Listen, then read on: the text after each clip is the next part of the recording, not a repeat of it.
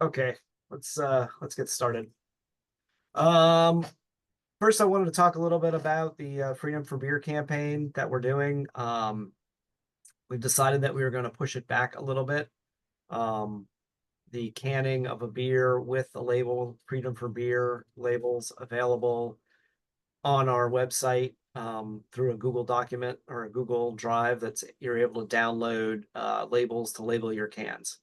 Um, we pushed that back for a couple reasons. A, I don't think we've really done a great job getting the word out to you guys and talking about it. But B, I think the most important problem is that, or the most important point is that we figured we'd wait till after the elections were complete so that we could really make an impact with our legislators and getting the word out about the whole thing after we know who's been elected.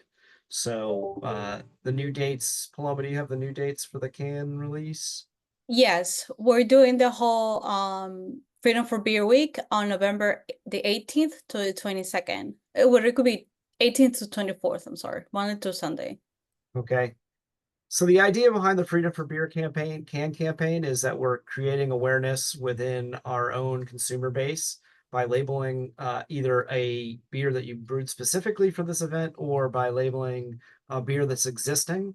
The label will have a QR code attached to it, so people can scan the QR code and go to our website, learn more about Freedom for Beer, learn more about our pack, learn more about what we're asking for, etc. So it's basically a consumer awareness drive to drive people. So you can see the Freedom for Beer can that we're showing off here. Like I said, it's up to you guys. The labels are available for your download. Posters are available for your download. All of this information is available for your download. That being said, we will be sending out three posters with a letter talking about Freedom for Beer to every single member brewery that's part of the Florida Brewers Guild to hang up in your tasting rooms, to hang up in wherever you feel fit. I did a beer festival this weekend, and I would suggest, laminating one and putting it on your table at every event that we do.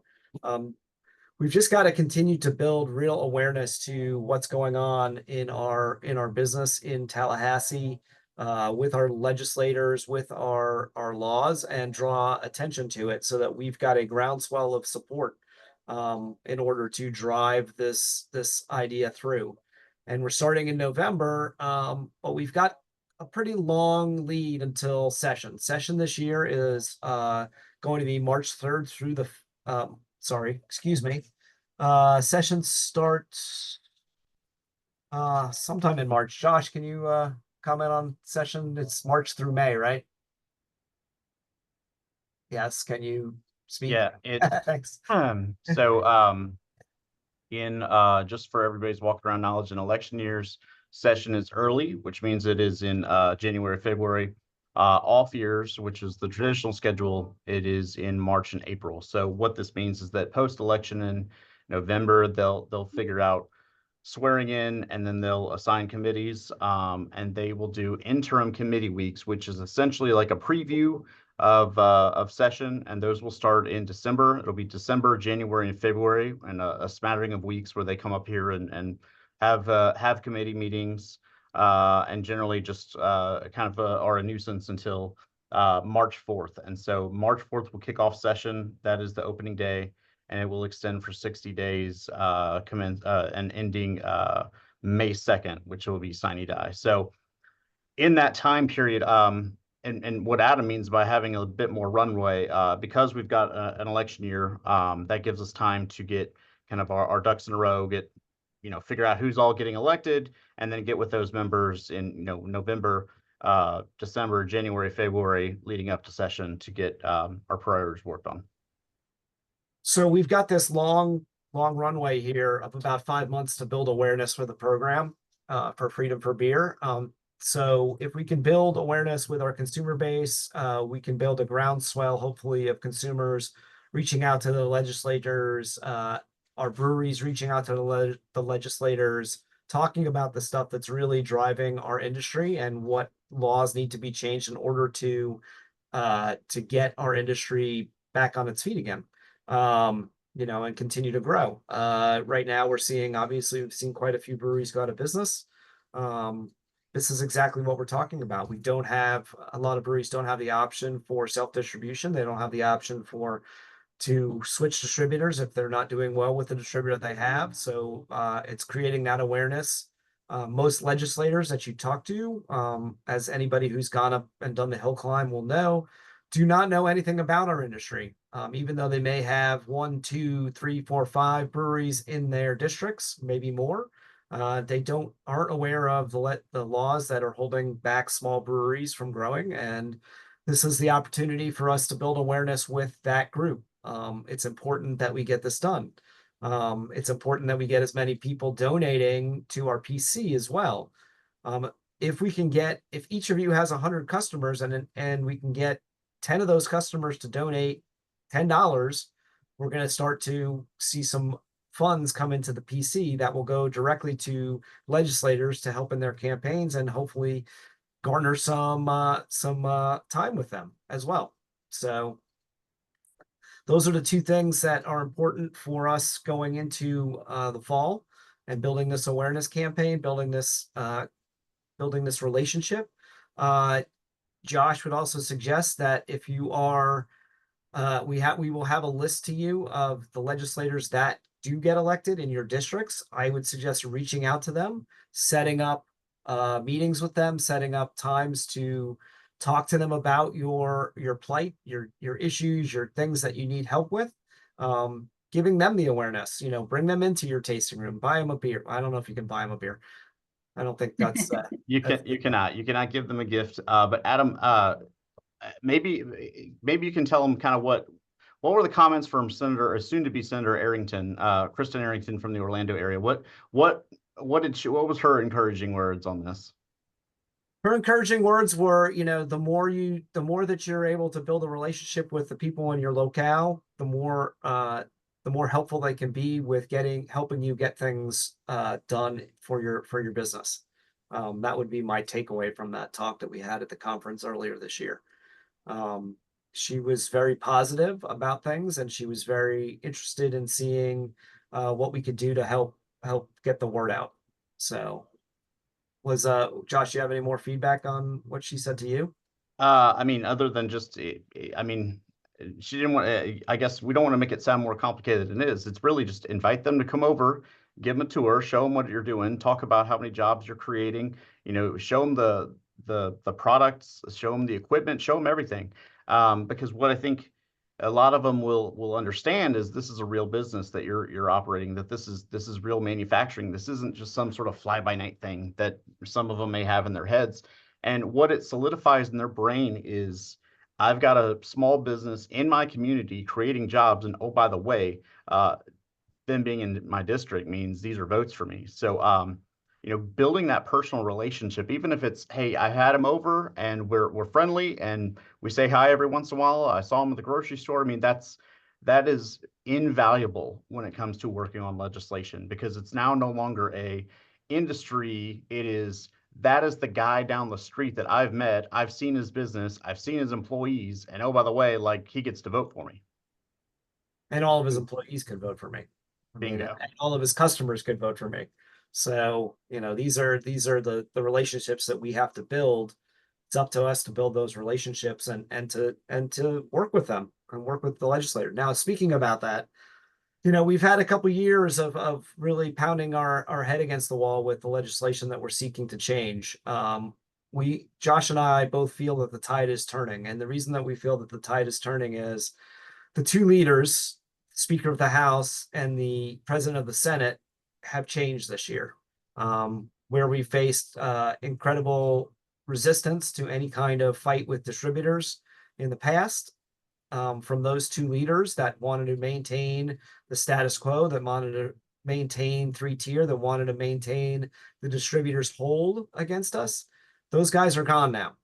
We have two people that are entering into the leadership roles that we feel are pro-craft. They're pro-dereg, which is very important, being pro-dereg, because we want to deregulate some of these things. And we have the perfect battle for them to take up.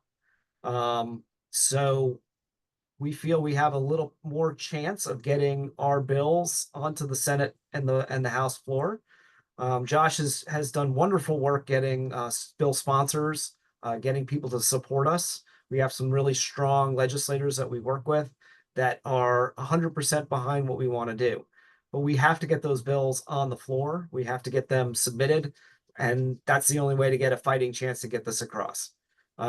Additionally, there's definitely a sentiment coming out of the governor's mansion speaking to more dereg. They want to see more dereg in the state of Florida. They're a little fed up with all the regulations that we face that are holding back small business. As you know, the Republicans speak a good game about supporting small business, so we just have to continue to enforce that with them and continue to enforce, getting that in front of the people that make the decisions. So, and if we can get these bills onto the floor and we can get legislators that are going to support them and get the votes behind them, then we've got a perfect opportunity to get something done this year. So it takes a lot of work. It takes a lot of, working in the Capitol, which is what Josh does. It takes a lot of building bridges between our legislators and our local breweries. And it takes a lot of groundswell to support, because we're fighting against a very large lobby. Distributors have a lot of power in the state. They donate a lot of money to a lot of legislators' campaigns. That's what we're fighting. And in order to get these things done, we're going to really have to get a grassroots thing going. And this may be the opportune time to get it done this year. So we're crossing our fingers. Having said that, I want to bring up one other thing that we had decided for this coming up session. Our Florida Brewers Guild Fest is set for March 1st.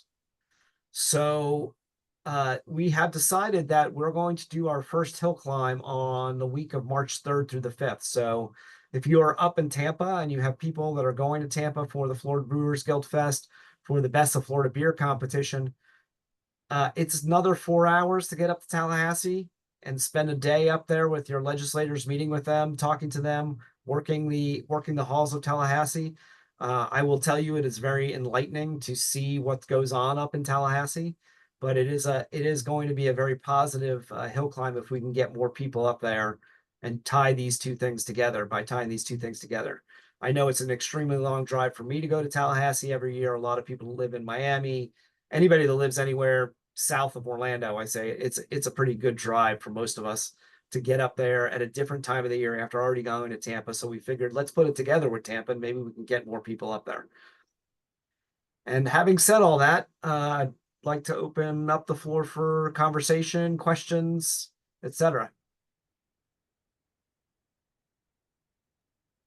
Hey, Adam and Josh, do you guys think it would be helpful if, and maybe we've already done this, if we drafted a formal guild letter and listed, just looking at that spreadsheet of everybody on there, would it help to write a letter about what our intentions are and list all of the breweries right there on that letter so the legislators can see how many businesses are literally like involved in this? Trying to give them a quick snapshot.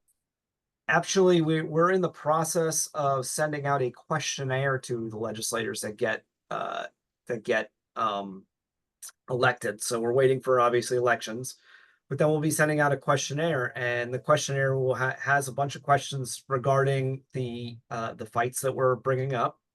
And so we'll be sending those out initially, and then we should be following up, yes, with a letter of support, with a letter talking about Freedom for Beer campaign, with a letter talking about all of our fights, etc. So yes, Pete, we are working on that. That will be going out. Again, we've got this nice long runway to get to the spring, and we don't want to waste it too early by hitting these legislators too early where they forget about us in December and January. And then when it comes to March, they've totally forgotten what we're up to. So I like your idea, Pete, though, about having everybody listed as a signee. I think that's a great idea. no, I agree too. Anybody else out there have a question? Do you guys know where to find this information for the cans, for the posters, etc.? So we have it on our website. There's a link to register. Once you register, I'll send you the information and where to find all the assets. I know Pete has already signed up, so I owe it to you, Pete. I'll send those shortly. And if anybody has, trouble finding anything or accessing anything, feel free to contact Paloma. She is our ED. She's capable of getting you links and everything and information out to you if you have any questions about downloading this stuff, printing it, or anything like that. And as I said, there will be a packet going out with 3 posters for each of you to hang in your tasting rooms, and with some talking points as well. A letter from Brian talking about all of the things that we're trying to fight for in Tallahassee. Yeah, we want to get as many breweries as possible involved, even if they're not members. All across Florida, we really want to make an event. We want all of the legislators to notice us and see the changes we need to make. So we try to make this as big as possible. Once you register, we'll also be promoting your brewery on our social media, saying, hey, visit this brewery. We're doing something great.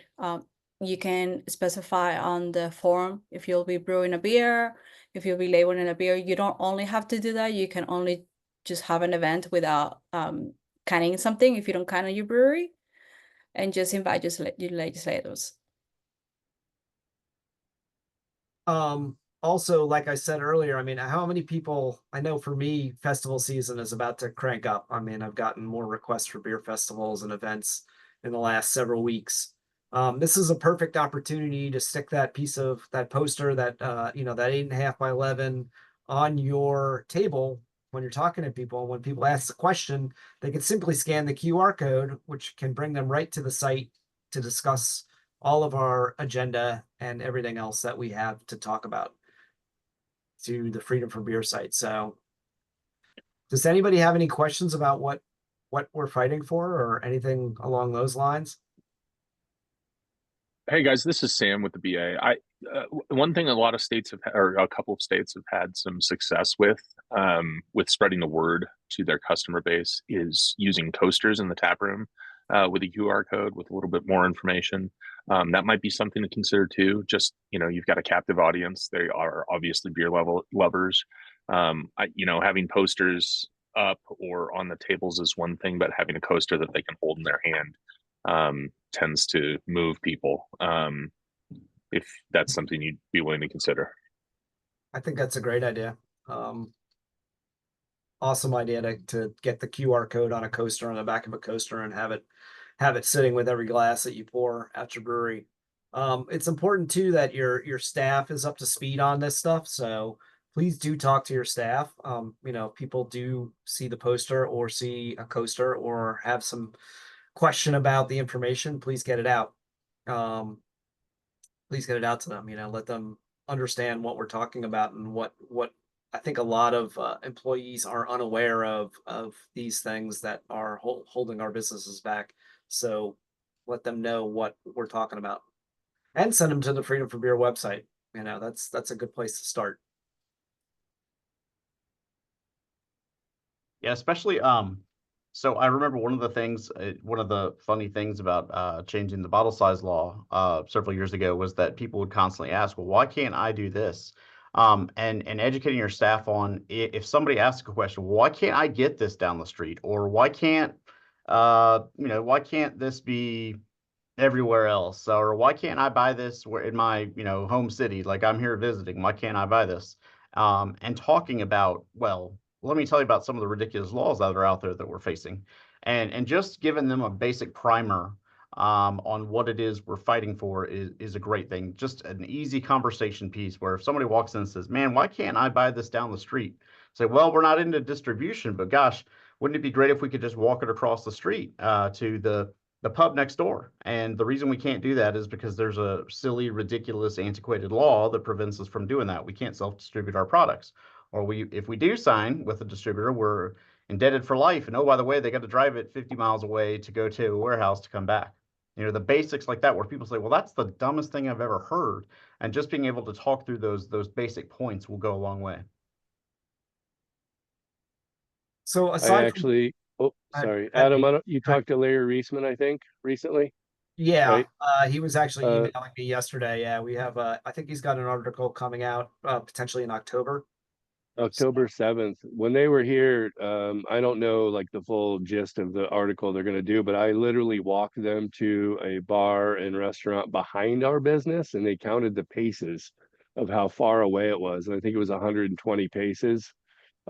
Yet if the come to rest law is still in place, I explained how they have to, in our case, they have to drive about 45 minutes down to Fort Pierce, drop the keg off, put it back on the truck. And so that was, the photographer and the journalist both just shaking their heads like in disbelief. So I just want to throw that out there. If you guys have any connections to your local journalists, it helps a lot just to get some mileage there. and when we get that article, we'll definitely post it up and get the information out to the members so they can use that for promoting to other media people, and internally as well. So another thing too is to utilize your social media. I believe we have some social media Freedom for Beer stuff available as well. If you have social media people, get them to post up once in a while. The Freedom for Beer campaign, draw some awareness from your thousands of followers that you have out there. If we could just get, like I said, a few clicks per brewery, 10, 100, 150, 200, whatever it is, it'll draw more awareness to our battle. And the more awareness we can create, the better we're going to do. So let's utilize the social media platforms as well. Paloma, you've got those graphics available, right? Yeah. We just need people to register and I can send it to them. We have all of this. And this is available to members and non-members of the FBG. Okay. This is Yes. we're not drawing the lines on members. There's no if you're not a member, I know there's a few non-members on here probably, and you could definitely download any of this stuff and get it up, get the word out. So we're not drawing the line on membership. We're trying to get the word out to everybody.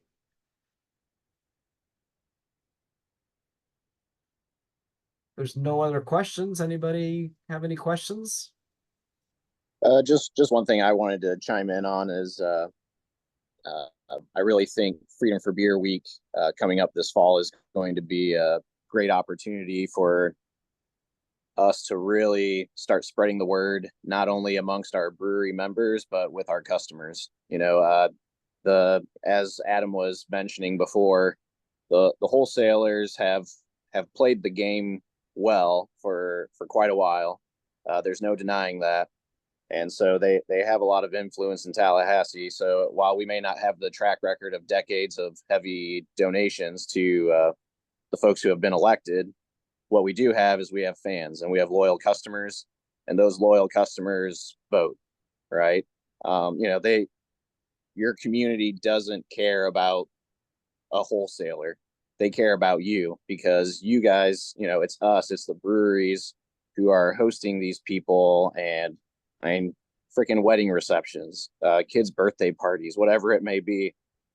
We are a vital part of each and every community in this state, and it's important for us to reach out to those people. That's our greatest asset that we have that the wholesalers don't have, is reaching out to the people, because they can contact their legislator and they can point out. I'll just say there's a lot of bullshit, right?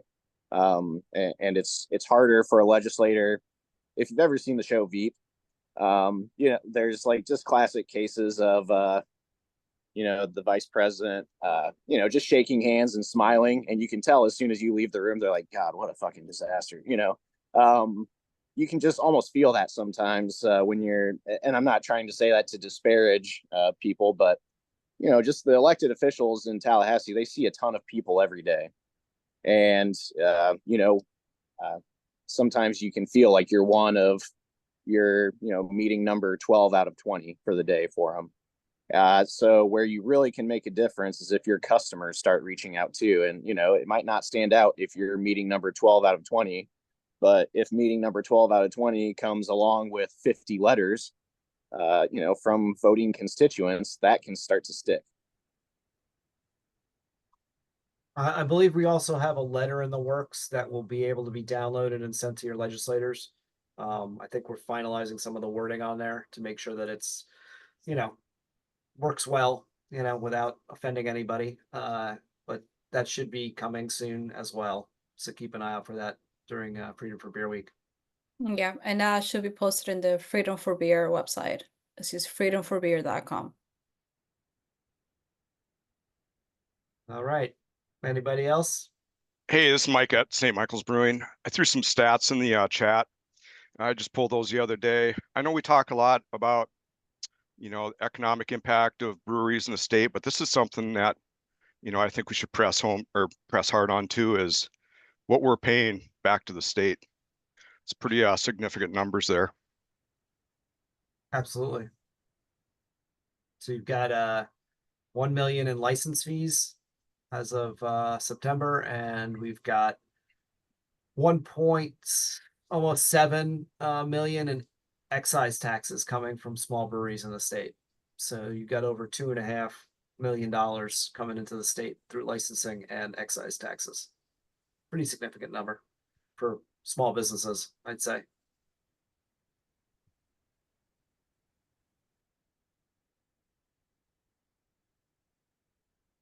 Any other questions out there?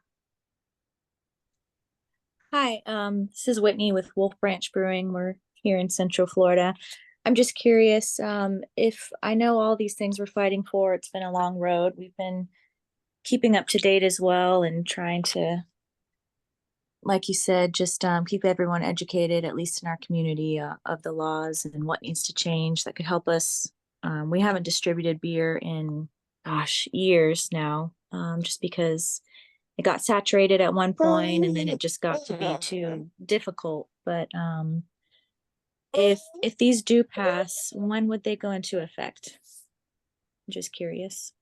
I'm gonna let Josh. So, depending on the way the bills are drafted, it would probably be July 1st of 2025. Okay. Awesome. Thank you.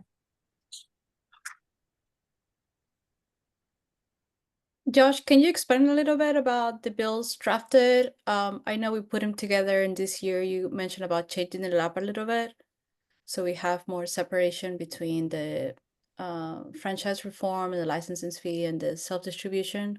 Yeah, the idea would be to have two separate bills, one, with some non-controversial issues, all the things that we've kind of just think would be an easy no-brainer, lowering licensing fees, the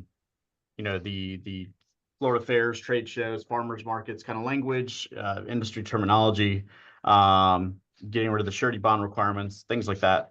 And then something on self-distribution and franchise.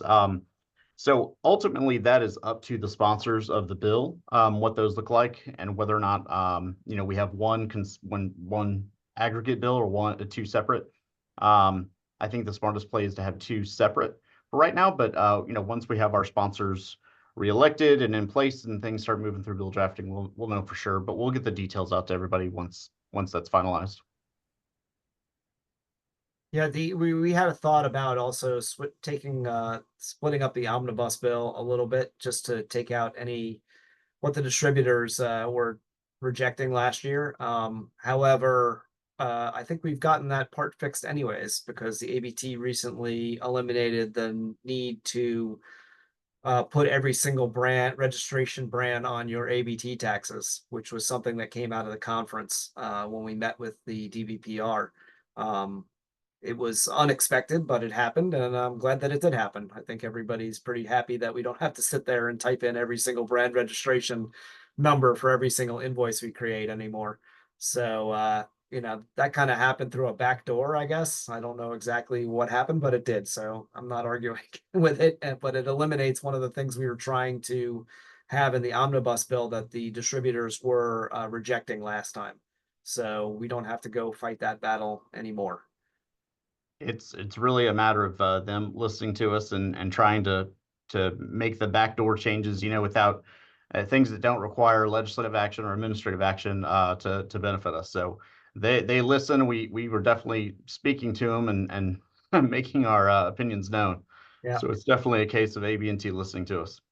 Yeah, I think another one that we might be able to work with the DBPR on is eliminating that pints and quarts thing and just going to straight gallonage. I just dealt with an audit yesterday, and it was like an hour's worth of pulling numbers and converting pints and 16-ounce and 12-ounce cans to gallons, so we match our TTB reports, and it's a nightmare every time the guy shows up to do this. So it's something that DBPR might be able to change. I don't know if that would have to come through legislation, or it could be something on the administrative side that we could get changed on its own. It is a legislative change, but it's something we've mentioned to them that they are exploring putting into like a department package.